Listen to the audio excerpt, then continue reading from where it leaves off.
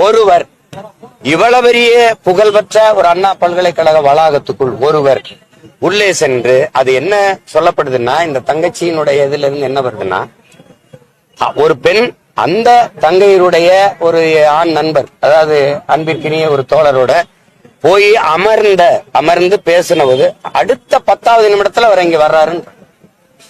இன்னைக்கு தங்கச்சிக்கு நடந்திருக்குல்ல, அதே மாதிரி நேற்று ஒரு தங்கைக்கு நடந்தது. இப்ப அந்த தங்கைக்கு இப்படி நடந்திருக்குன்னு இந்த தங்கை சொன்ன பிறகு அதை விசாரிச்சா அதே இடத்துல அதே பெண்ணுக்கு, அந்த பெண்ணுக்கு இதே மாதிரி வேற ஒரு இடத்துல உட்கார்ந்து பேசும்போது அதே மாதிரி 10 நிமிஷத்துல அவர் இங்க வந்திருக்காரு.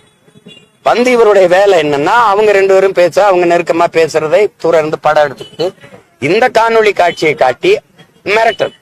இப்ப நீ இதை நீ நான் சொல்றதை கேட்கல அப்படின்னா, இதை உங்க பேராசிரியர்ல எனக்கு நெருக்கம் காட்டுவேன், இதை வலைவெளியில ஏத்தி விடுவேன், வலைத்தளங்களை ஏத்துவேன், உன்னுடைய பெற்றோர்களுக்கு அனுப்புவேன், பரப்பிவிட்டா உன்னுடைய எதிர்காலம் என்ன ஆகும்,